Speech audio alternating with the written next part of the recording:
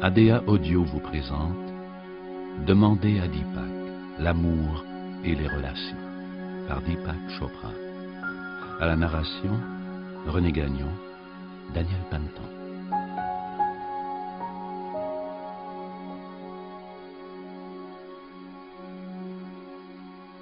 Quel serait le mystère de la vie sans l'amour? Je considère ce dernier comme étant le mystère qui nous étreint tous de manière invisible. Comme le grand poète indien Rabindranath Tagore a dit, l'amour n'est pas qu'une simple pulsion, il doit renfermer la vérité qui fait loi. Tout le monde n'est pas aussi éloquent, mais le besoin impérieux d'aimer et d'être aimé est propre à l'être humain. L'amour transforme la nature humaine. Il procure de la tendresse et de l'affection. Il remplace la colère par de la compassion.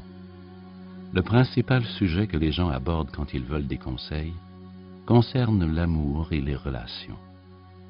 Tomber amoureux est sans doute l'expérience la plus profonde que nous connaîtrons, mais aussi la plus énigmatique. Les autres aspects de notre vie peuvent être secondaires dans notre quotidien, mais en ce qui concerne l'amour, il semble souvent que tout devient un enjeu. Nos relations amoureuses et nos liens familiaux sont les plus puissantes forces d'attraction dans notre vie. Il arrive que ces liens profonds avec d'autres personnes nous dépassent tellement que nous ne savons plus quoi penser. Parce qu'elles procurent la plus grande joie, l'expérience de l'amour a toujours été considérée comme la voie vers une réalité supérieure. Sur le plan spirituel, l'amour est bien plus qu'un simple attachement envers notre conjoint ou conjointe, nos amis ou nos enfants. L'amour est l'essence même de notre être.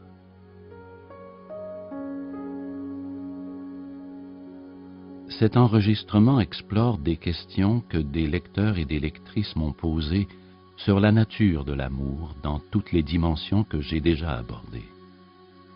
La quête de l'amour sous toutes ses formes débute et se termine dans notre cœur. C'est dans cet esprit que j'ai essayé de fournir des réponses, car je souhaite que les gens soient libérés de leurs souffrances et de leur désarroi, mais surtout qu'ils voient la lumière de l'amour comme une possibilité éternelle au fond d'eux-mêmes.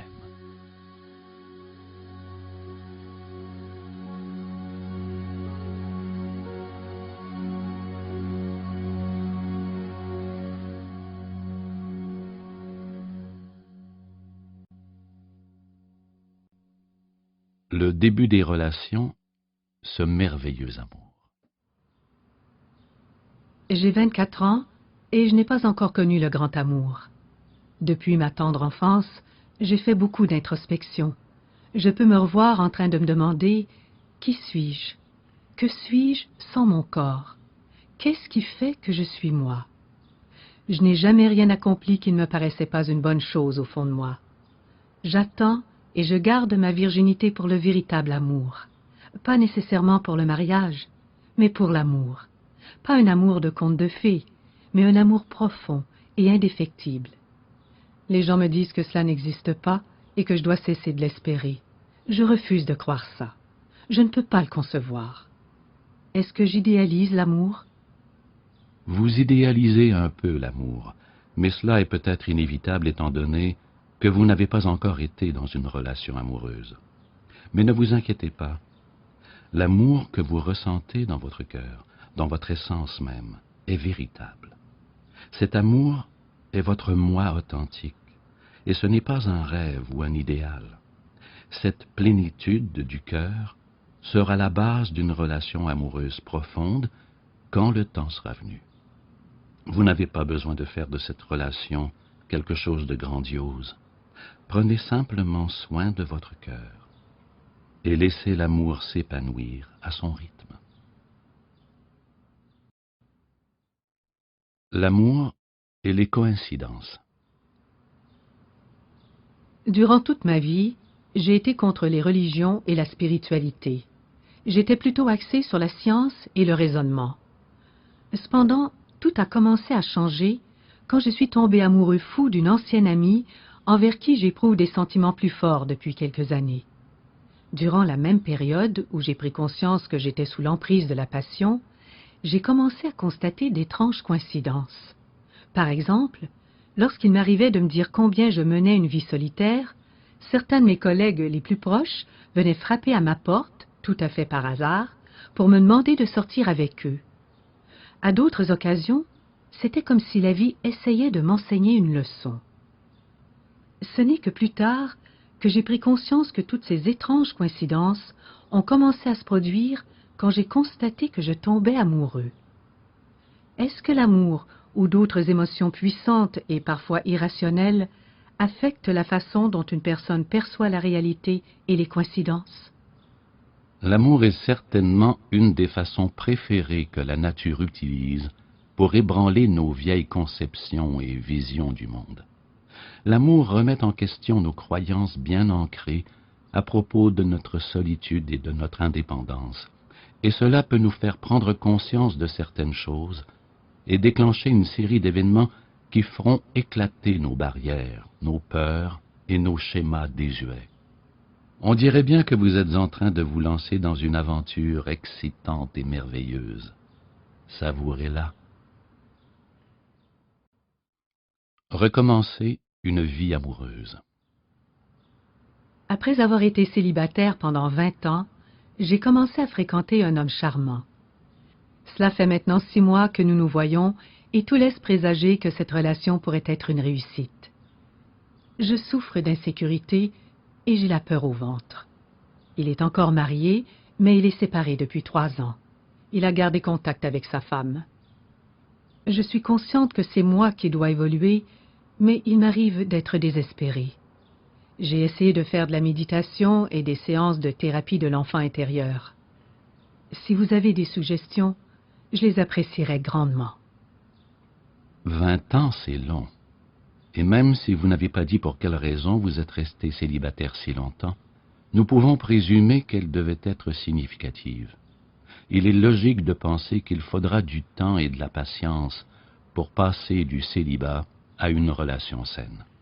Ne vous précipitez pas dans la relation et ne soyez pas trop dur envers vous-même si le fait de vous rapprocher de votre partenaire fait naître en vous des sentiments exagérés ou irrationnels ou des réactions démesurées par rapport à la situation.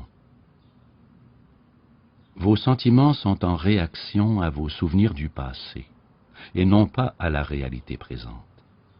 Prenez une profonde respiration et soyez consciente que vous devez laisser le passé derrière vous. Vivez dans le moment présent, puis dites à cet homme que vous êtes prête à laisser derrière vous vos souffrances du passé pour accueillir l'amour qui est maintenant présent dans votre vie. Soyez patiente et vous verrez progressivement vos insécurités disparaître.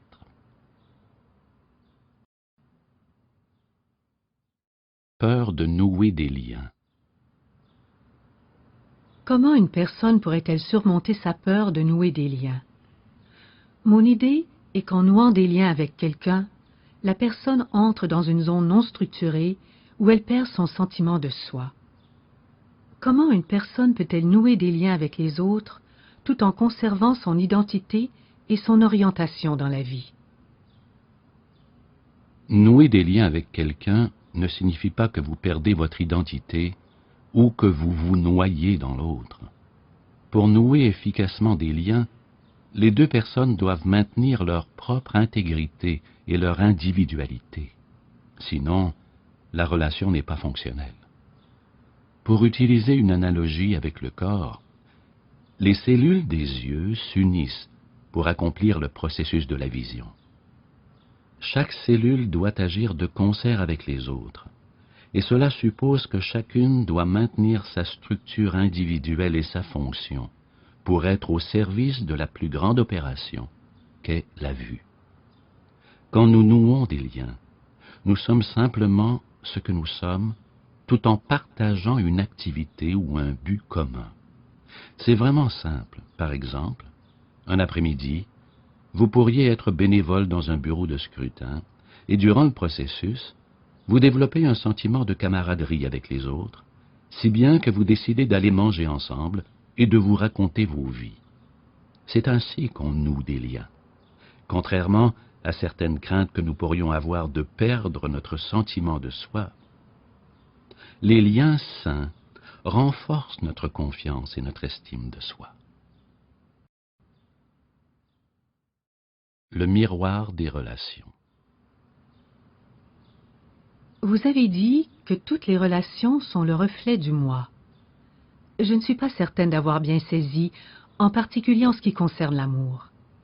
Pourriez-vous m'expliquer davantage ce concept? Si une relation amoureuse tourne au vinaigre, est-ce parce que je le souhaitais inconsciemment? L'idée du miroir dans les relations est que nous cherchons inconsciemment chez les autres ce que nous devons voir et comprendre en nous pour connaître la plénitude, l'équilibre et la guérison. Dans une relation, la personne devant nous est un miroir dans lequel nous pouvons voir ce sur quoi nous devons travailler. Voilà pourquoi, d'un point de vue spirituel, il est inutile d'essayer de changer le comportement des autres pour votre propre bonheur. C'est aussi futile que d'essayer de changer votre image en essayant de modifier le reflet dans le miroir ou en changeant de miroir. Plus nous pouvons voir les autres en tant que des êtres d'amour et non pas à la lumière de leur comportement, plus il est facile de ne pas être sur la défensive et de nous sentir visés personnellement. Cela nous permet d'être vraiment à l'écoute, d'apprendre et d'évoluer dans toutes nos relations, et ainsi d'acquérir une base plus profonde pour aimer et entrer en lien avec les autres. C'est ainsi que nous utilisons le miroir des relations pour évoluer émotionnellement et spirituellement.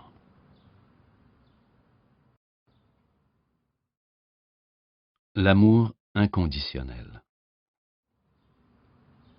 Je constate que lorsque je me dispute avec ma partenaire, tout mon amour pour elle semble disparaître. Si je l'aimais vraiment comme je le crois, et à l'image de l'amour indéfectible que je porte à mes parents, comment pourrais-je cesser de l'aimer simplement à cause d'une dispute?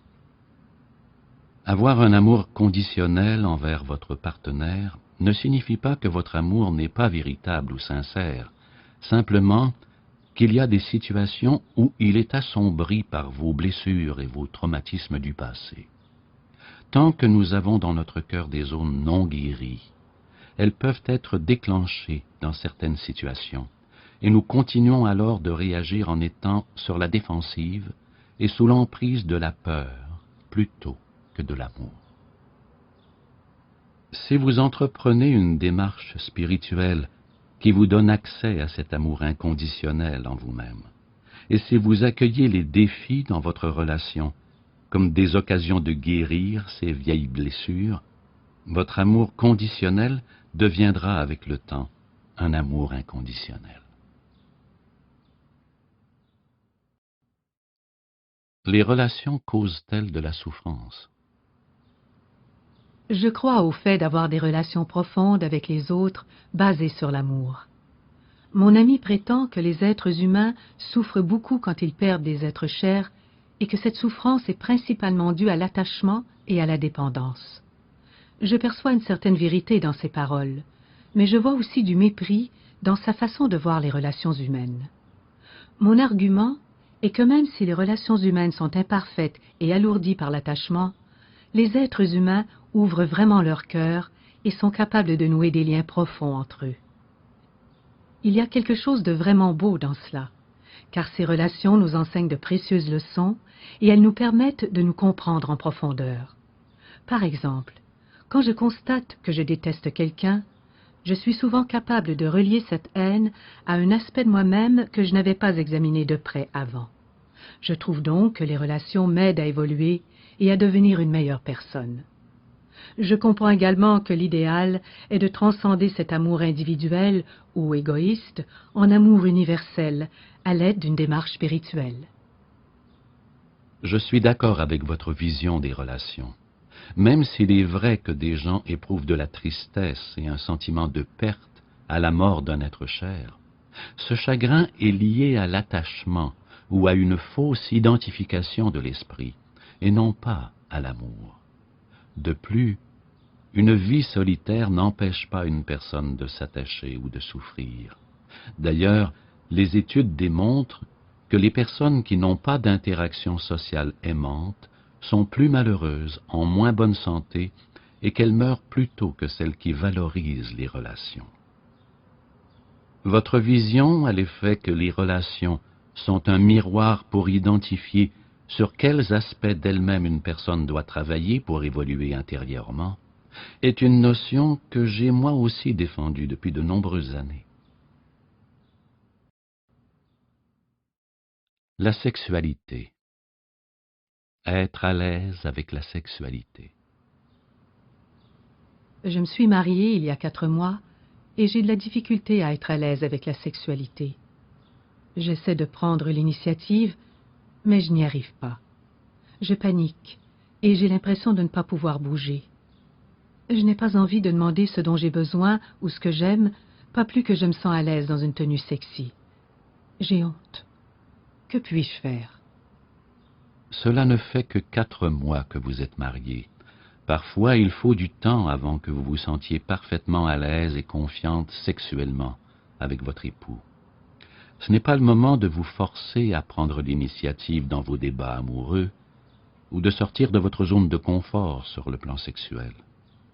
Concentrez-vous à développer votre estime personnelle et à cultiver le respect de soi en ce qui concerne votre amour, votre beauté et votre sexualité. Il pourrait être utile de choisir un archétype féminin qui reflète une façon d'exprimer une sexualité assumée que vous aimeriez imiter, puis d'utiliser cet archétype pour vous aider à l'exprimer par vous-même. Une fois que votre confiance en vous sera basée sur l'expérience de votre véritable nature, vous serez capable d'exprimer sans honte votre sexualité dans votre zone de confort.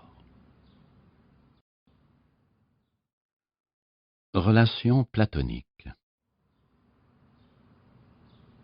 Avez-vous des suggestions pour maintenir une relation qui était autrefois sexuelle, mais qui est maintenant devenue platonique?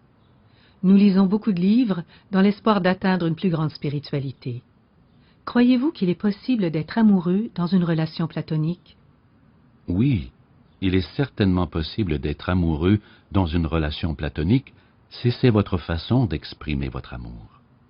Je vous encouragerais seulement à vous demander tous les deux quel serait le prolongement naturel de votre amour.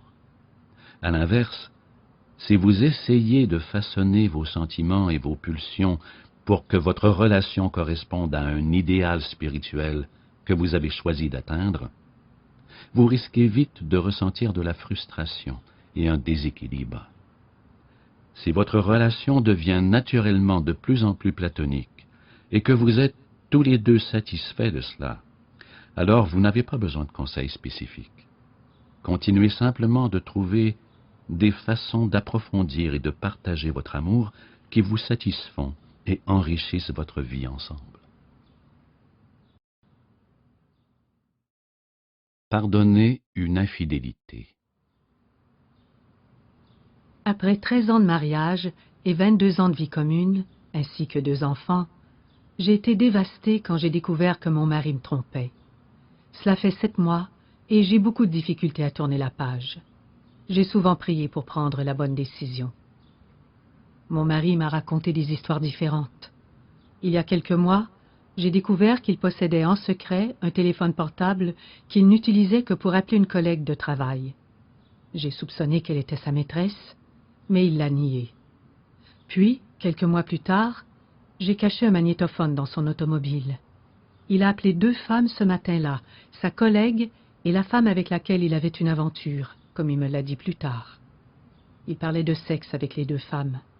Il m'a dit que cela ne signifiait rien pour lui. Il a dit qu'il m'aime et qu'il tient à être avec moi, et il a promis qu'il n'entrerait plus en contact avec ces femmes. Avez-vous des suggestions pour que je guérisse ma blessure et que je lui pardonne? Est-ce que cela vaut la peine de sauver mon mariage? Même si nous souhaitons ardemment surmonter nos sentiments et pardonner, il ne faut pas précipiter ou forcer les choses. Si nous voulons vraiment guérir une blessure, nous devons être patients et laisser le processus suivre son cours. Si nous contournons le processus en tentant, au nom d'un idéal spirituel, d'agir comme le Christ, avant de nous sentir vraiment comme le Christ, nous ne faisons que retarder notre guérison. Allez voir un thérapeute. Cela ne rendra pas nécessairement les choses plus claires ou ne chassera pas la douleur immédiatement, mais avec le temps, vous commencerez à démêler la situation suffisamment bien pour prendre une bonne décision concernant votre mariage. Et si votre mari souhaite sincèrement renouveler son engagement envers vous, demandez-lui s'il est prêt à consulter un thérapeute lui aussi. Le mariage. But du mariage.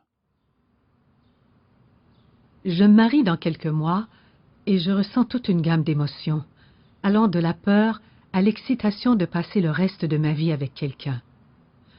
Ce faisant, je ne vois vraiment pas quelle est la raison d'épouser cette merveilleuse personne. Ai-je tort de penser trop à ça? Vais-je découvrir avec le temps quelle en est la raison? Pourquoi les gens se marient? Il y a de nombreuses raisons pour lesquelles les gens se marient, mais je crois que la meilleure est parce qu'ils sont profondément amoureux l'un de l'autre et qu'ils s'engagent à connaître un amour spirituel et une destinée qu'ils ne pourraient pas connaître seuls. Cela peut prendre toute une vie pour atteindre ce but sacré à deux. Mais il est préférable que vous sachiez clairement, dès le début, qu'il s'agit bien de la bonne personne avec qui vous vous lancez dans cette aventure et que vous visez tous les deux le même but. Problème de communication avant le mariage. Je suis fiancée à un homme depuis 1 an et nous planifions notre mariage. Nous avons également des rapports sexuels depuis quelque temps. Mes parents ne sont pas très heureux de cette relation, mais ils ont accepté mon fiancé par amour pour moi. Mais depuis 1 mois, il a complètement changé et il me traite de manière étrange. Chaque fois que je lui pose une question à propos de lui et de son travail, il devient irrité. Avant, il était très aimant et attentionné. Ma carrière n'est pas encore bien établie et cette situation me dérange. Devrais-je poursuivre ou non ma relation avec lui? Je l'aime vraiment et je ne veux pas le perdre. C'est un petit problème qui devrait être résolu en communiquant honnêtement vos sentiments. De toute évidence, quelque chose le stresse, et c'est ce qui le rend irritable. C'est peut-être le mariage, son travail ou autre chose comme sa famille. S'il refuse de donner des détails précis sur la raison pour laquelle il est irritable, essayez au moins de lui faire dire ce qu'il ressent. Demandez-lui comment vous pouvez l'aider, même si ce n'est qu'en lui offrant votre soutien émotionnel. Expliquez-lui qu'un mariage est un partenariat qui repose sur la confiance mutuelle, la communication et le soutien. Il s'agit d'une occasion pour vous deux de découvrir si vous êtes capable de faire face aux difficultés courantes auxquelles vous serez inévitablement confrontés plus tard durant votre mariage. Âme sœur. Quelle sorte de relation devons-nous avoir avec notre âme sœur? Est-ce que notre âme sœur doit nécessairement être notre conjoint ou notre conjointe? Cela dépend beaucoup de ce que vous entendez par âme sœur.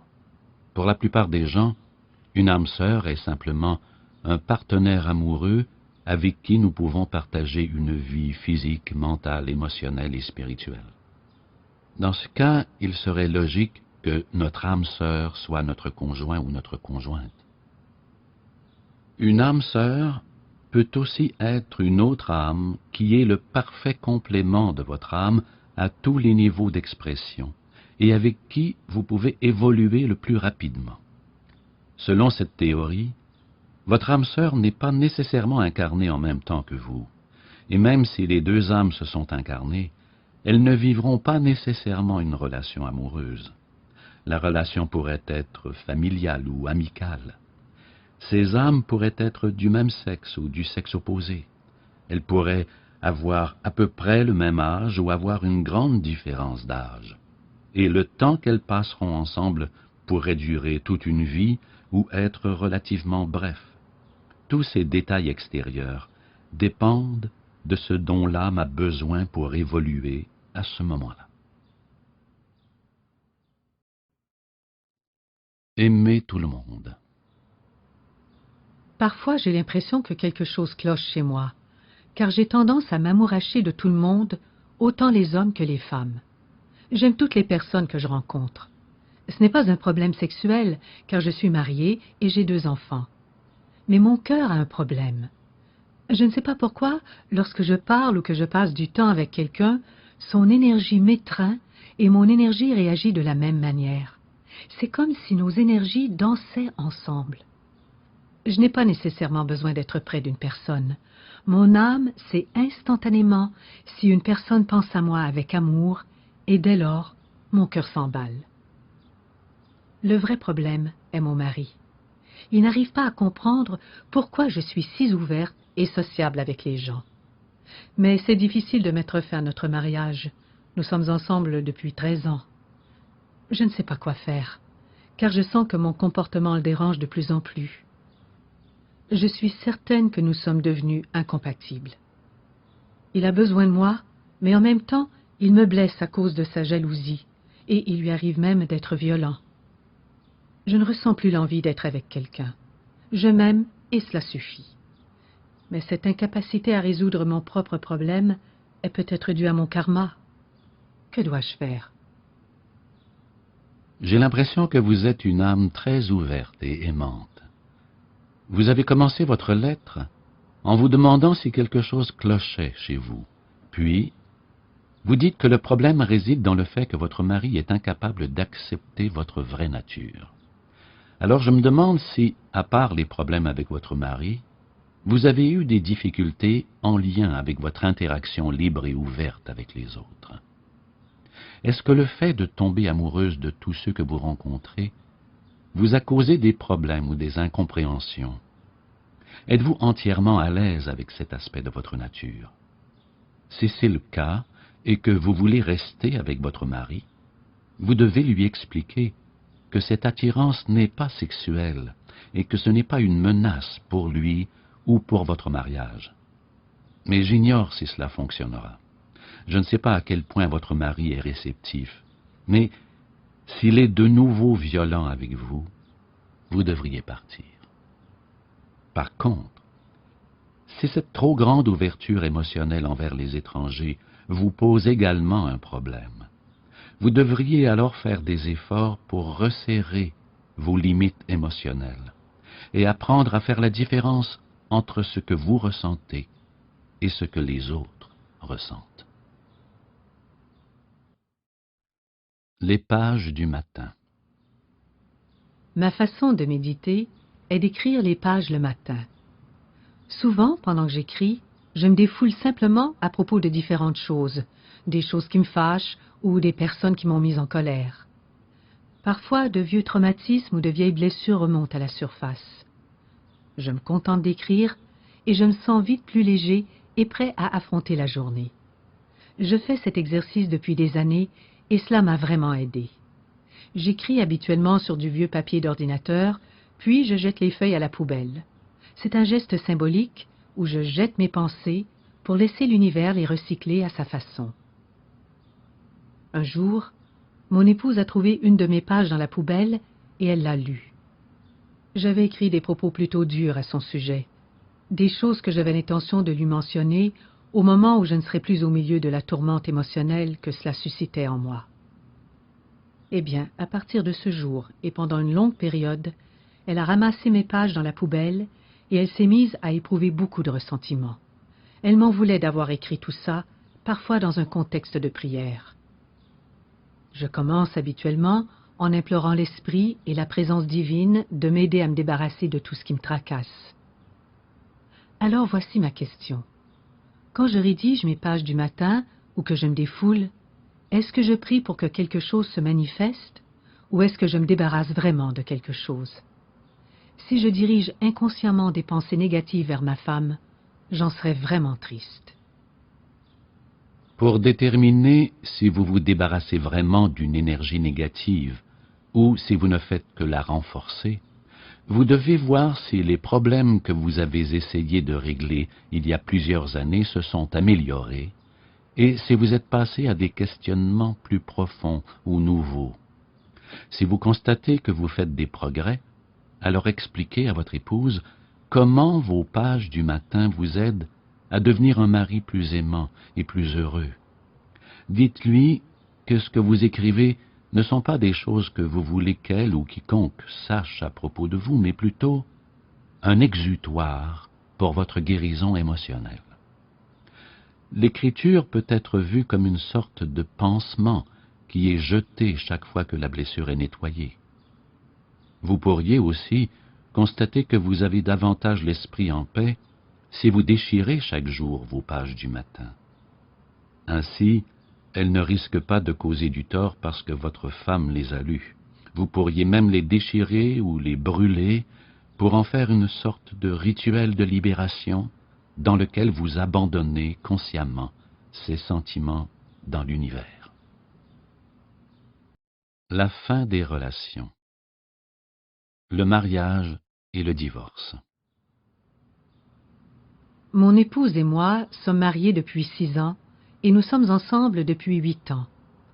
Elle sent qu'elle n'est plus amoureuse et elle est certaine qu'elle ne peut pas être heureuse dans notre relation.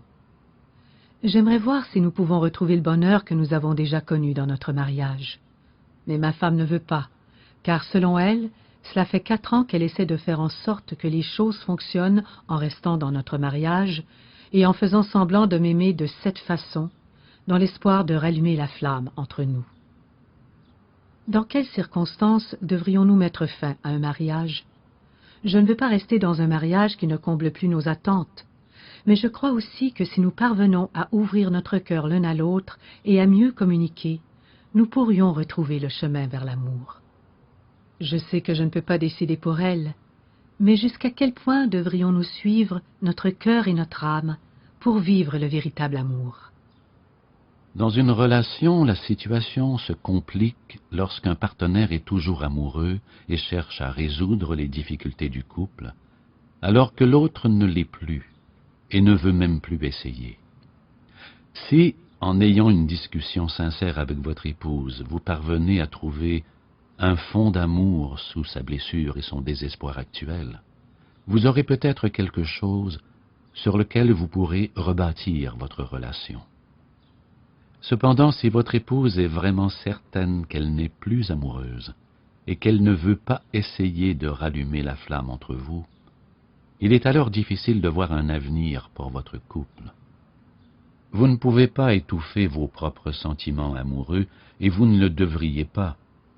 Mais un mariage viable est une rue à 2 voies sur laquelle circulent l'amour et le respect mutuel. Mais si votre épouse choisit de ne plus faire partie de cette relation, vous devrez alors trouver une autre façon d'exprimer vos sentiments.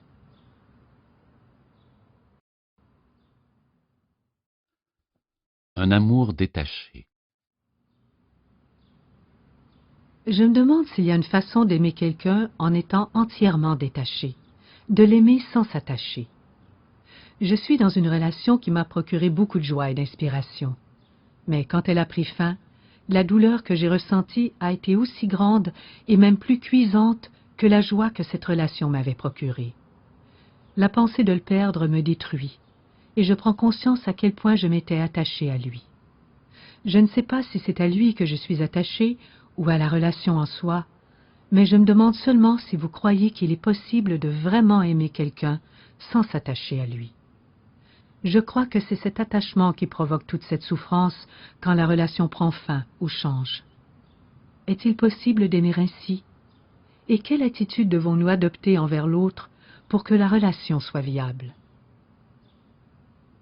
Parfois, les personnes qui suivent un cheminement spirituel utilisent le détachement comme objectif pour surmonter la douleur causée par une perte émotionnelle.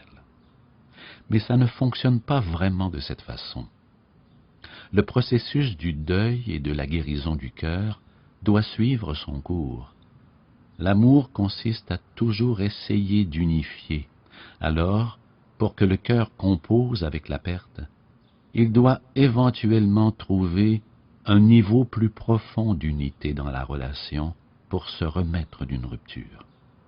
Le détachement n'est pas une attitude, c'est une vision claire de qui vous êtes vraiment et de ce que vous n'êtes pas. Ce que nous appelons le détachement, c'est la capacité de ne plus s'identifier au faux moi. Ce détachement peut coexister avec l'amour, mais il ne peut pas être cultivé en adoptant une attitude d'indifférence ou d'indépendance. Le détachement doit naître du véritable moi qui connaît la vérité à propos de lui-même. Ce niveau de vérité sert de base à la fois à l'amour et au détachement, car notre essence profonde est la même que l'essence profonde de tout le monde, et c'est à ce niveau que nous ne formons qu'un. Le pardon. Sur le plan spirituel, quelle est la dynamique du véritable pardon? Je suis très fâchée contre une personne, mais en même temps, je me sens mal parce que je suis en colère. Est-ce que le pardon consiste davantage en ma capacité de lâcher prise ou à pardonner à cette personne? Et est-ce que pardonner signifie oublier ce qui est arrivé et laisser cette personne revenir dans ma vie? Y a-t-il des situations qui sont impardonnables? Le pardon est davantage pour vous. Pardonner ne signifie pas que vous oubliez ce qui est arrivé, pas plus que vous devez laisser cette personne revenir dans votre vie. Exprimez la colère que vous ressentez, mais ne la laissez pas s'envenimer ou se transformer en ressentiment ou en culpabilité. Pour vous pardonner, vous devez vous voir comme votre moi supérieur, non pas comme votre petit moi limité qui peut être blessé ou victimisé. Votre moi supérieur est cette valeur témoin qui n'est pas affectée par les paroles et les actes d'autrui, et cette pure conscience est ce que vous êtes véritablement. De ce point de vue, tout est pardonnable, car rien dans ce monde relatif ne peut changer ou altérer cette vérité. Trouvez la force de partir. Mon mari m'a trompée durant toute notre relation, car il est amoureux d'une autre femme qu'il aimait bien avant de me connaître. Je l'ai toujours su, et je l'ai obligé à rester avec moi, même si je savais qu'il aime quelqu'un d'autre. Il a été obligé de m'épouser, et cela a été un désastre. Mais j'étais désespérée, parce que je ne pouvais pas trouver l'amour. À présent, j'ai trop peur d'être seule, même si notre union n'a jamais vraiment existé. Comment puis-je trouver la force de partir et de rencontrer quelqu'un qui saura m'aimer? Pour trouver la force, vous devez plonger en vous et savoir que vous êtes la force de l'univers, que vous êtes constitué de l'amour divin et que vous êtes invincible et immortel. Ceci est votre vérité et votre essence. Le jour où vous connaîtrez votre vérité, vous pourrez alors rester ou partir. Vous n'avez pas besoin de trouver quelqu'un qui vous aimera. Vous êtes amour, et c'est l'amour qui vous trouvera.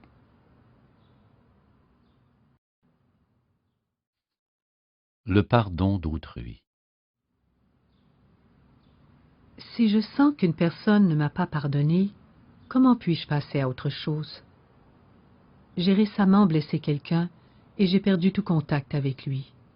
Je me sens très triste et perdue, sans la certitude qu'il pourrait un jour me pardonner. Pourquoi est-ce que j'espère qu'il me dise « je te pardonne » ? Je sais que je ne devrais pas m'y attendre, mais je fais beaucoup d'efforts de mon côté pour m'en remettre. Cela nous a causé beaucoup de chagrin à tous les deux, pour des raisons différentes. Je sais que je ne peux pas forcer cette personne à me pardonner, alors tout ce que je peux faire pour mon propre bien-être, c'est de tourner la page. Mais comment? Cette situation m'a rendue malade, autant mentalement que physiquement. Vous ne pourrez pas tourner la page tant que vous ne parviendrez pas à vous pardonner pour ce que vous avez fait. Rappelez-vous que vous n'êtes pas vos actions et que vous n'êtes pas défini par elles. Votre véritable essence n'est jamais altéré par aucune action dans l'espace ou dans le temps. Vous avez fait ce que vous croyiez être la meilleure chose à faire avec la connaissance que vous aviez. C'est tout ce qu'une personne peut faire. Vous pouvez seulement demander pardon et essayer de faire mieux la prochaine fois. Vous croyez peut-être que vous avez besoin d'entendre de cet homme les mots « je te pardonne ». Mais ceux qui ressentent le poids de la culpabilité vous diront que vous ne pourrez vraiment tourner la page que lorsque vous vous serez pardonné. Difficulté à tourner la page. J'ai beaucoup de difficultés à tourner la page et à oublier le dernier homme que j'ai fréquenté. J'ai le cœur lourd et je ressens beaucoup de chagrin. Il m'arrive souvent d'être trop émotive et de pleurer cette perte, même si beaucoup de temps s'est écoulé depuis notre dernière rencontre, plus de 6 mois. Nous ne nous sommes pas vus très souvent, mais nous avons beaucoup communiqué ensemble pendant 1 an. Je crois que je suis hypersensible et que je m'attache émotionnellement aux hommes que je rencontre, même après quelques sorties.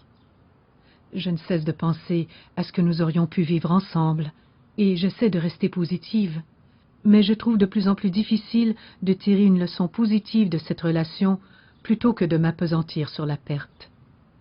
À présent, je crains plus que jamais de fréquenter d'autres hommes et de m'abandonner dans une nouvelle relation, car j'ai peur d'être blessée ou rejetée. Que me conseillez-vous pour tourner la page, rester ouverte à l'amour et me libérer de cette énergie négative? Ce qui me frappe dans votre lettre est que cette relation n'était pas suffisamment développée pour que vous soyez affligé par cette perte.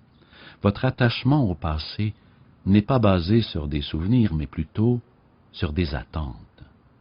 Il ne s'agit donc pas de guérir de votre passé, mais plutôt d'apprendre à rester dans le présent. Ne pensez pas à tirer une leçon de cette relation. Concentrez-vous plutôt sur la leçon que le moment présent pourrait vous apporter. Chaque fois que vous pensez à ce que vous auriez pu vivre ensemble ou que vous souffrez d'une perte, vous êtes dans le passé. Et si vous craignez d'être rejeté, vous êtes alors dans le futur. Si vous vous concentrez sur le moment présent, vous ne serez pas affligé par le passé et vous n'aurez pas peur d'être blessé dans l'avenir. C'est ainsi que vous resterez ouverte à l'amour. Reprendre le cours de sa vie. J'ai quitté mon mari après 25 ans de mariage. Mon mari était un alcoolique et un maniaco-dépressif. Je vais aller de l'avant dans la vie et devenir indépendante financièrement. Mais je me sens encore bloquée. Comment puis-je aller de l'avant? Le fait de vous sentir bloqué signifie qu'une partie de vous a peur d'aller de l'avant. Vous avez peut-être peur d'être seul, peur de ne pas pouvoir réussir, ou même peur de réussir et de ne pas aimer cela. Vous devriez parler à quelqu'un qui peut vous aider à découvrir quels sont ces blocages et comment y faire face. Vous avez déjà fait le plus grand pas en quittant une relation qui n'avait plus sa raison d'être et en prenant en main votre propre vie. Vous devez maintenant appliquer le même courage pour guérir les peurs qui sont enfouies en vous. La famille. Prendre les choses personnellement. En général, je suis plutôt bonne pour ne pas prendre les choses personnellement. Cependant, j'ai de la difficulté à le faire quand quelqu'un dit une chose négative ou irrespectueuse envers un membre de ma famille ou d'un ami proche. Je suis aussitôt sur la défensive. Que devrais-je faire? Les personnes qui sont proches de leur famille ont tendance à s'identifier encore plus à celle-ci. Cela peut les rendre plus sensibles ou sur la défensive face à ce qu'elles perçoivent comme une menace ou un manque de respect envers leur famille, si bien qu'elles n'ont plus le recul nécessaire. Cependant, ce genre d'attachement est également une variante de votre ego. Nous nous identifions encore à notre famille, à notre tribu, à notre nation, à notre religion, etc. Lorsque nous ne ressentons vraiment plus le besoin de nous défendre face à la négativité ou au manque de respect, c'est que nous ne nous identifions plus à cet aspect de nous qui est attaqué. Nous nous voyons comme le témoin silencieux qui n'est pas affecté par une blessure ou une menace. Ainsi, pour mettre fin à notre attitude défensive à propos de notre famille ou de tout autre attachement lié à l'ego, nous devons trouver ce témoin silencieux qui est au-delà de toute identification personnelle. Nous connaîtrons alors notre véritable moi et nous saurons que ce qui est vrai ne peut jamais être meurtri et n'a donc pas besoin de défense. Le détachement. Quand un membre d'une famille éprouve un grave problème qu'il ne peut pas résoudre, comment est-ce possible de rester détaché sans essayer d'aider cette personne à résoudre son problème? Comment doit-on se comporter dans pareille situation? Lorsque vous demandez comment rester détaché en n'essayant pas d'aider quelqu'un à résoudre son problème, je présume que vous voulez dire comment aider sans vous mêler du problème et vous attendre à ce que la personne change. Parfois, ce besoin d'intervenir sous-entend l'idée qu'il y a quelque chose à réparer chez cette personne. Pour aider activement un membre de la famille, il doit d'abord reconnaître qu'il a un problème, puis il doit vouloir de votre aide. Jusque-là, vous n'avez pas à vous sentir obligé de le priver de votre amour. En fait, tout ce que vous pouvez lui offrir à ce moment-ci, c'est de l'amour inconditionnel. Rétablir ma relation avec ma mère. Sur quoi dois-je concentrer mon attention afin de passer l'éponge sur mon expérience extrêmement négative avec ma mère et développer une vraie relation avec elle sans être manipulé ou blessé? Concentrez-vous sur votre intention de pardonner consciemment. Mais vous devez d'abord vous pardonner. Pour cela, vous devez reconnaître et accepter la partie de vous qui a joué le rôle opposé dans votre expérience négative avec votre mère. En vous pardonnant, vous reconnaissez que vous avez fait du mieux que vous pouviez à ce moment-là. Reconnaissez que cette partie de vous qui se sent blessée ou manipulée n'est pas votre véritable moi. Ce n'est qu'un rôle que vous avez joué. Ce n'est pas vraiment qui vous êtes. À partir de là, vous pouvez également offrir votre pardon à votre mère. En pardonnant et en intégrant l'énergie de ressentiment et de colère qu'il y avait entre vous deux, vous pourrez alors transformer cette énergie en amour, en respect et en générosité. Prendre soin d'un père cruel.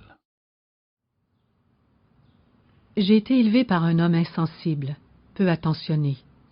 Il m'a cruellement blessé en me refusant l'amour et l'attention que je méritais tant. Il a eu une belle vie, mais aujourd'hui il est vieux et malade, et maintenant je ressens de la compassion pour lui. Il continue de me manquer de respect, mais malgré tout, j'en prends toujours soin, car mon frère, à qui il a tout donné, ne l'aide pas du tout. Il ne s'intéresse qu'à l'argent de mon père. Je ne reçois rien et je ne demande rien. J'ai le sentiment que je dois prendre soin de lui, mais je ne sais pas pourquoi. Je n'aime pas être avec lui parce qu'il continue d'être méchant avec moi. Je suis simplement triste pour lui. Est-ce que je fais la bonne chose ou est-ce que je me fais du mal en étant en présence d'un individu aussi négatif qui me donne le sentiment d'être inférieur, mal aimé et exploité? Est-ce que ma décision va aider ou nuire à ma croissance spirituelle? Je ne vous encouragerai pas à le faire par pitié ou par obligation, surtout si cela vous fait sentir mal aimé et inférieur. Par contre, vous avez dit que vous ressentiez de la compassion pour lui et que vous n'attendiez rien de lui. Pour éclaircir la situation, je crois que vous devriez examiner plus profondément quelles sont vos réelles motivations. Par ailleurs, si vous prenez soin de lui par compassion, sans attendre en retour qu'il vous fasse amende honorable pour vous avoir maltraité durant votre enfance et que vous l'acceptez tel qu'il est, malgré son comportement et ses croyances, alors je dirais que prendre soin d'autrui est dans votre nature et que c'est sain pour vous.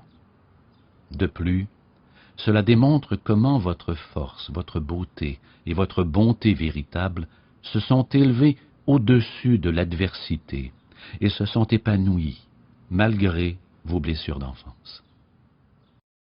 Des parents sans spiritualité. Je suis engagée dans un chemin spirituel depuis de nombreuses années et je comprends que tout est orchestré dans un but. J'ai 40 ans et je n'en reviens toujours pas que j'ai pu choisir mes parents parmi toute la population du monde comme le couple parfait pour m'élever. Tout chez eux transpire le matérialisme, leurs affreuses habitudes alimentaires, leur dépendance à l'alcool et aux cigarettes, leur agressivité, leur vision politique étroite et leur peur et leur désespoir face à l'argent et à l'idée de perdre leurs possessions. Je les aime pour qui ils sont intérieurement, mais j'ai simplement l'impression de n'avoir rien en commun avec leurs valeurs, et je me demande si je suis en train de passer à côté de quelque chose. Comme plusieurs aspects du karma, nos familles peuvent nous paraître déconcertantes si nous essayons de les comprendre à partir de ce que nous aimons ou n'aimons pas présentement. Parfait ne veut pas dire que vous avez demandé de vivre dans un jardin de roses et que vous l'avez obtenu. Cela signifie que sur le plan spirituel, votre karma, dans son immense complexité, était assorti à tous ceux qui joueront un rôle important dans votre vie. Par exemple, vous pourriez avoir demandé que vos parents vous donnent simplement la capacité de transcender ces valeurs matérielles et de trouver l'amour qui vous permet de les apprécier malgré les différences superficielles que vous sentez entre vous. Il est sage de vous rappeler que les points de vue de l'âme et de l'ego ne sont pas les mêmes. Un sentiment de culpabilité. J'ai toujours pensé que lorsqu'une personne demande pardon, cela signifie qu'elle est prête à changer. J'ai quitté la maison à un âge relativement jeune, et maintenant je crois que c'était parce que je sentais inconsciemment que je ne pourrais pas faire face aux responsabilités liées au fait que j'étais l'aîné de la famille. Je parle occasionnellement à ma mère au téléphone et je communique par courriel avec certains membres de ma famille. J'aimerais me libérer du sentiment de culpabilité que j'éprouve face à cette situation, mais je suis confrontée à mon propre égoïsme. Je crois que vous êtes trop dur envers vous à cause d'un choix que vous avez fait il y a des années quand vous étiez une personne très différente de qui vous êtes maintenant. Aujourd'hui, dans des circonstances semblables, vous prendriez peut-être une décision différente que celle que vous avez prise quand vous étiez plus jeune. Mais vous avez agi pour le mieux à ce moment-là. C'est tout ce qu'une personne peut faire. Vous ne pouvez pas revenir en arrière et changer le passé, mais vous pouvez en tirer une leçon, et c'est ce que vous semblez avoir fait. Vous pouvez vous libérer de votre culpabilité en vous pardonnant et en reconnaissant que votre choix faisait partie du processus d'apprentissage de la vie et que cela vous a mené où vous en êtes maintenant. Alors, dans ce sens, ce n'était ni bien ni mal, c'était tout simplement ainsi.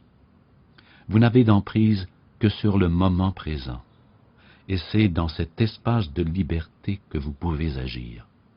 Vivez pleinement le moment présent et créez avec les membres de votre famille une relation qui vous épanouira. La parentalité.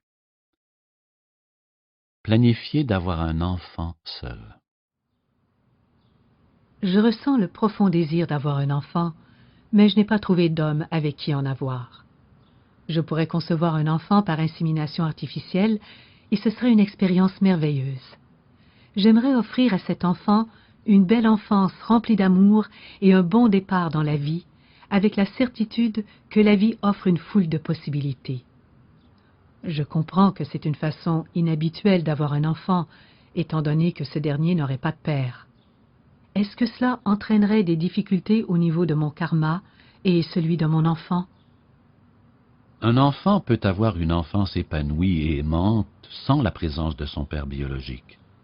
Toutefois, il aura besoin d'une figure paternelle en mesure de lui offrir l'amour, le soutien et les conseils nécessaires. Vous n'avez peut-être pas encore trouvé le bon partenaire pour vous, mais n'écartez pas la possibilité que cela se produise. Cependant, si vous voulez vraiment avoir un enfant, que vous soyez en couple ou non, prenez bien en considération pour veiller à ce que l'enfant reçoive tout l'amour et l'éducation dont il a besoin. Et rappelez-vous que lorsqu'une âme choisit de naître, elle choisit les parents et les circonstances dont elle a besoin pour son évolution dans cette vie. En tant que parent, vous avez la responsabilité d'offrir à votre enfant la meilleure éducation possible. Cependant, si vous aimez votre enfant de tout votre cœur, et si vous faites de votre mieux, alors vous ne lui imposerez pas une dette karmique qui serait en dehors des paramètres de l'intention de son âme. Les parents et la spiritualité. Trouvez-vous que les gens qui ont grandi privés d'un élément important dans leur vie, comme un père attentionné ou une mère aimante, ont tendance à être plus spirituels? Si c'est le cas, croyez-vous que la spiritualité leur procure parfois du réconfort? Je ne crois pas qu'une personne qui a grandi sans l'amour d'une mère ou d'un père soit plus spirituelle pour autant, mais cela peut définir les nombreux problèmes spirituels auxquels elle sera confrontée dans son cheminement.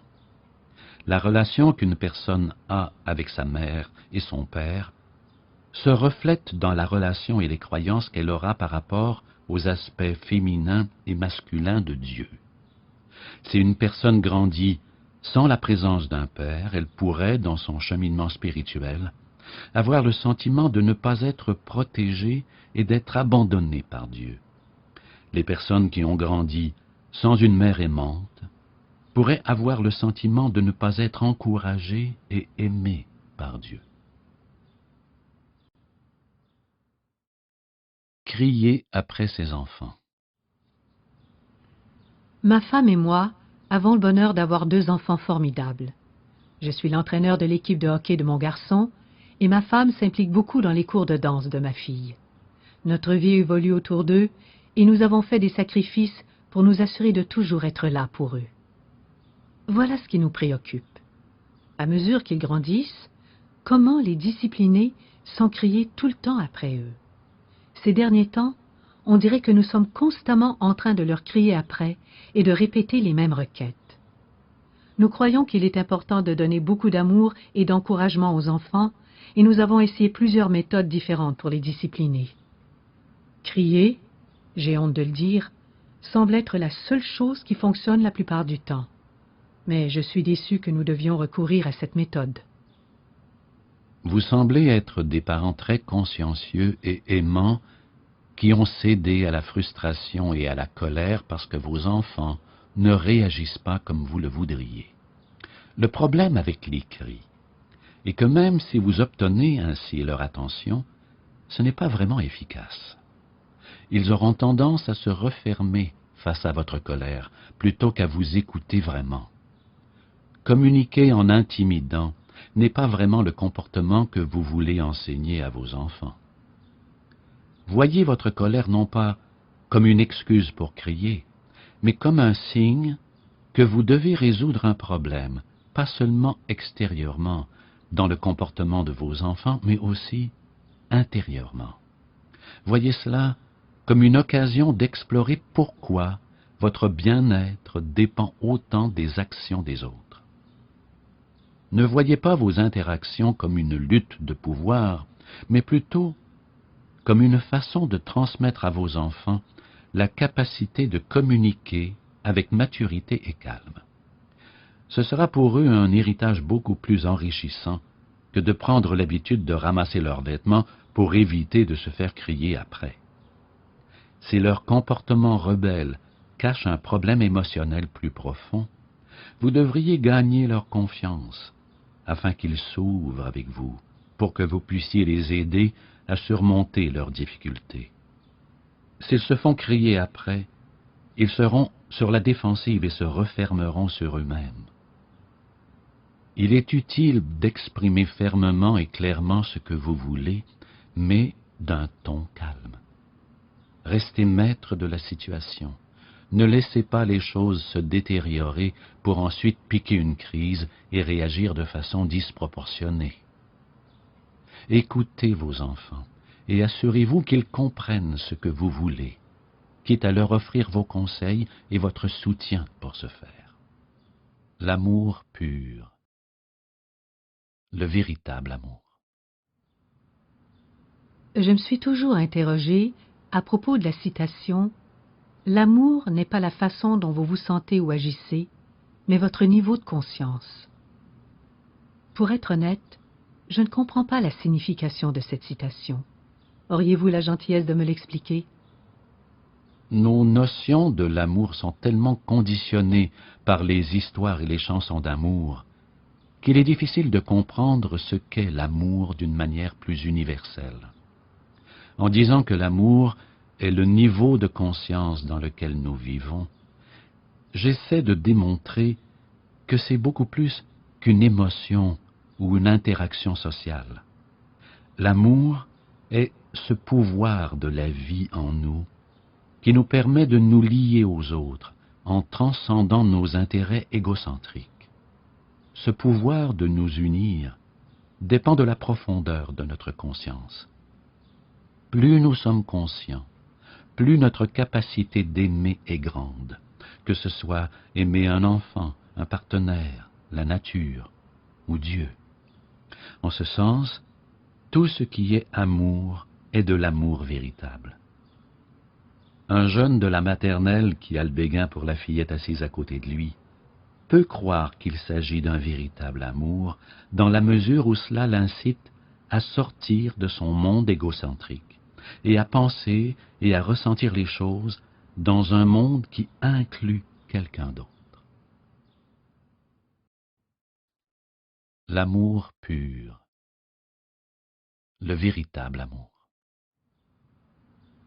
Je me suis toujours interrogée à propos de la citation « L'amour n'est pas la façon dont vous vous sentez ou agissez, mais votre niveau de conscience. » Pour être honnête, je ne comprends pas la signification de cette citation. Auriez-vous la gentillesse de me l'expliquer? Nos notions de l'amour sont tellement conditionnées par les histoires et les chansons d'amour qu'il est difficile de comprendre ce qu'est l'amour d'une manière plus universelle. En disant que l'amour est le niveau de conscience dans lequel nous vivons, j'essaie de démontrer que c'est beaucoup plus qu'une émotion ou une interaction sociale. L'amour est ce pouvoir de la vie en nous qui nous permet de nous lier aux autres en transcendant nos intérêts égocentriques. Ce pouvoir de nous unir dépend de la profondeur de notre conscience. Plus nous sommes conscients, plus notre capacité d'aimer est grande, que ce soit aimer un enfant, un partenaire, la nature ou Dieu. En ce sens, tout ce qui est amour est de l'amour véritable. Un jeune de la maternelle qui a le béguin pour la fillette assise à côté de lui peut croire qu'il s'agit d'un véritable amour dans la mesure où cela l'incite à sortir de son monde égocentrique et à penser et à ressentir les choses dans un monde qui inclut quelqu'un d'autre. L'amour pur. Si à la fin d'un cheminement de vie, rencontrer Dieu signifie pour chaque créature vivante faire l'expérience de l'amour pur, comment est-il possible d'avoir une relation avec un conjoint ou une conjointe et des enfants dans laquelle une forme d'attachement sera toujours présente? Si la plus petite forme d'attachement demeure, alors la pleine conscience ou l'éveil complet ne sera pas accompli. Pouvons-nous atteindre l'étape finale tout en continuant de ressentir quelque chose de différent pour une personne en particulier? L'amour divin universel n'est pas limité à un sentiment d'amour abstrait pour Dieu ou la nature. L'amour individuel entre un époux et une épouse peut exprimer l'infini de l'amour universel. Cela fait partie du miracle de l'amour, c'est-à-dire que les notions d'amour limité ont la capacité d'exprimer la plénitude de notre amour pour Dieu. Être marié et avoir une famille ne suppose pas que votre amour ne peut pas grandir au-delà de l'attachement. Les prophètes les plus illuminés des Védas étaient mariés et ils avaient des enfants. Nous pouvons atteindre la conscience de l'unité tout en maintenant nos liens d'amour avec notre famille et nos amis. Les limites spécifiques de notre vie, notre corps, notre personnalité, nos relations, deviennent alors le véhicule par lequel l'infini est exprimé et vécu dans le monde. Offrir de l'amour. Vous recommandez d'offrir une prière silencieuse aux gens que nous rencontrons, de leur souhaiter en silence santé, prospérité et bonheur. Je trouve cela contraignant d'imprimer ces mots sur l'écran de mon esprit, alors j'envoie seulement une vague impression ou intention de ces sentiments vers les gens. Je ressens habituellement une agréable sensation dans mon cœur. Est-ce suffisant? De même, est-ce que ces sentiments vont se manifester dans la vie de ces gens et dans la mienne, s'ils sont vraiment offerts avec amour et avec les meilleures intentions?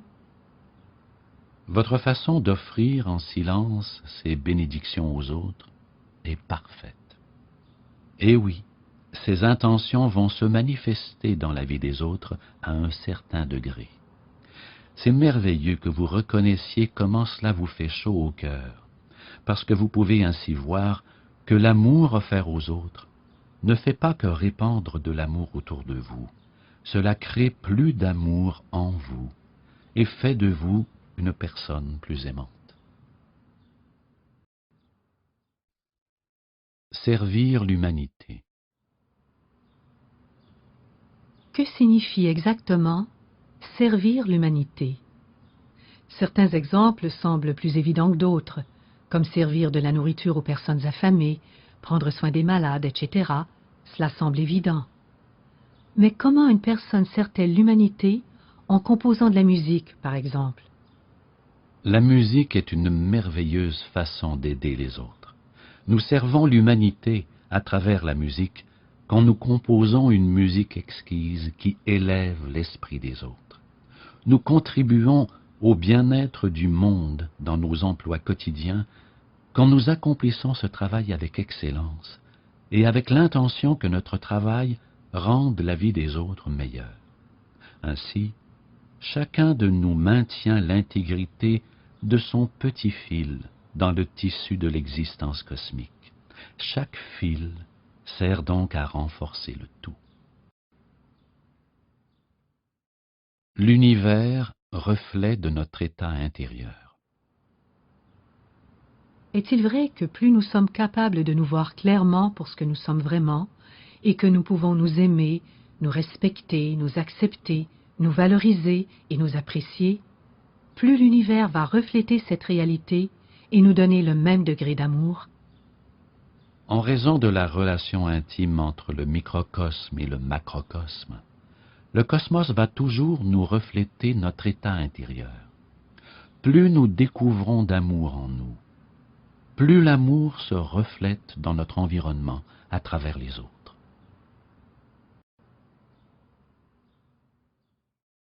L'amour universel. Chaque livre de spiritualité et chaque grande religion disent que nous formons tous une seule entité et que nous devrions nous aimer les uns les autres. Est-ce que cela signifie que nous ne devrions pas aimer quelqu'un plus que les autres? Par exemple, est-ce mal de ma part d'aimer davantage ma mère que la mère de mon ami?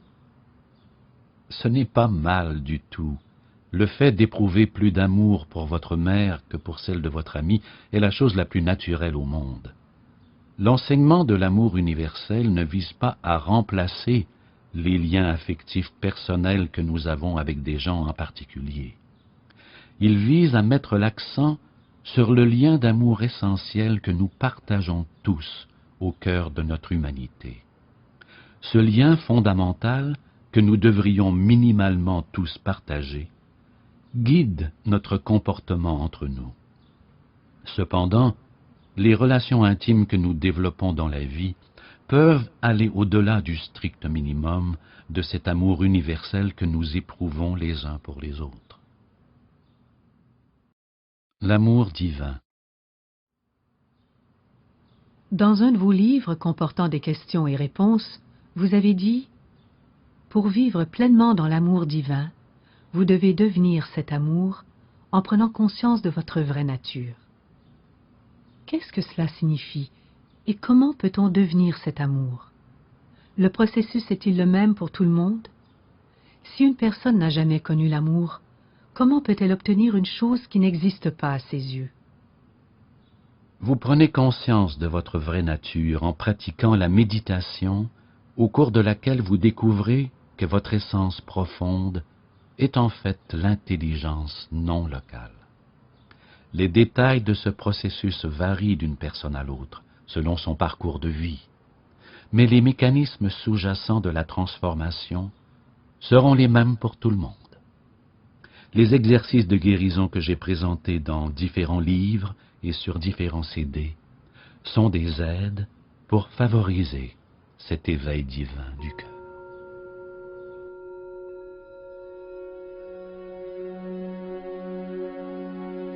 ADA Audio vous a présenté Demandez à Deepak, l'amour et les relations par Deepak Chopra. À la narration, René Gagnon, Daniel Panton. Adaptation et assistance à la production, Chantal Paquin. Réalisation, musique et enregistrement, Louis Lachance.